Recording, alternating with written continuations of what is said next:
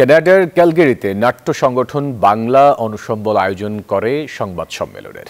শহরের সেলেস্টিয়া প্রোডাকশন হাউসে আয়োজিত এই অনুষ্ঠানে উপস্থিত ছিলেন সংগঠনের প্রেসিডেন্ট দেবাশিস রায়, সেক্রেটারি মুশফেক সালেহীন সহ অন্যান্য সদস্যরা।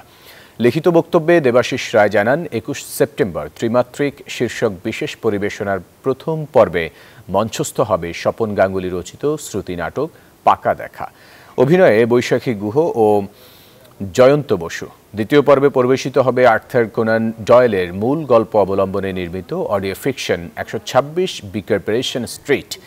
তৃতীয় পর্বে বিশিষ্ট নাট্যকার মামুনুর রশিদের রচনা ও নির্দেশনায় নাটক তুম্বা এবং প্রতিবেশী। আয়োজকরা বলেন, প্রবাসে বাঙালি সংস্কৃতির ঐতিহ্যকে ধরে রাখা এবং নতুন প্রজন্মকে বহু সংস্কৃতির ভিড় থেকে আলাদা করে নিজেদের শিকড়ের সঙ্গে যুক্ত করতে তাদের এই উদ্যোগ।